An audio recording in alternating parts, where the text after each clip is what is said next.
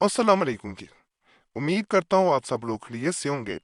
अल्लाह आप सबको अपने ईमान में रख के परेशानियां दूर फरमाए और अल्लाह की ज़ात किसी का मुताज ना करे, अपनी ज़ात का मुताज रखे, आमीन या रब्बुल आलमीन।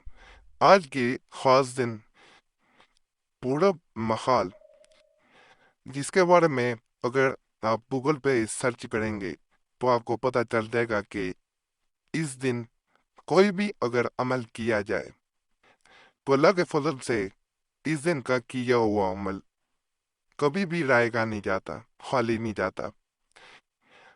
इंशाल्लाह कुरैशी साहब चैनल पे जो मैं आज अमल बताऊंगा, अगर इसे अगले 7 दिन के अंदर, यानी किसी वक्त भी जब ये शुरू होता है पूरब मखाले का सिलसिला, तो 7 दिन के अंदर अंदर किसी वक्त भी अगर इस अमल को कर देते हैं तो ट्रीट से ट्रीट इंसान आपका गुलाम बन जाता है, उसकी अकड़ टूट जाती है।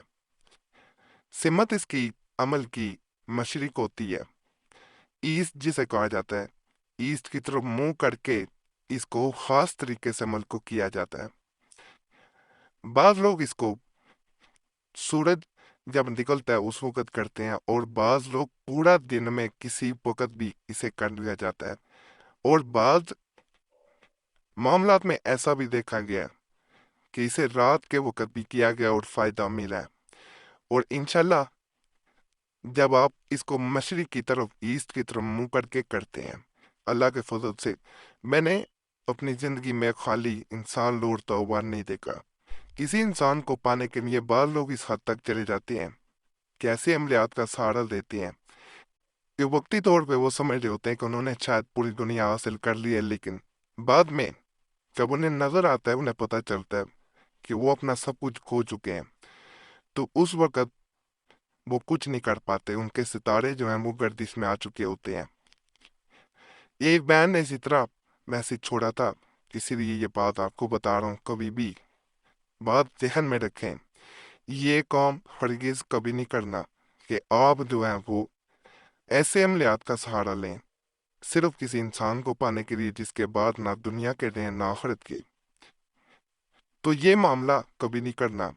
इसी तरह 2 दिन पहले एक भाई का मैसेज आया था, सितली अमलियात करवा चुका था, किसी इंसान को पाना चाहता था, तो उसके बाद उसकी जिंदगी तबाह हो चुकी थी। शुरू में उसे ऐसा लगा कि जैसे वो इंसान उसके कदमों में आ गया, लेकिन जैसे जैसे वक्त गुजरा तो वो इंसान जो ये समझ बैठा था कि शैतानी अमलियात करने के बाद वो किसी इंसान को अपने कदमों में ले आया, वो खुद लोगों के कदमों में था।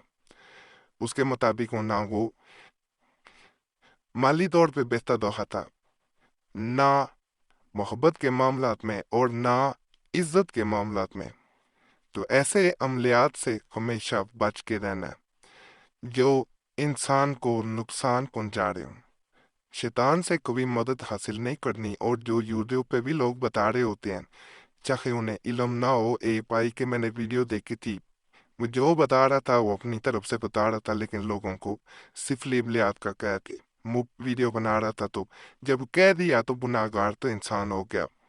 ना कभी कुरैशी साहब चैनल पे आपको कस्में मिलेंगी, ना दावे मिलेंगे।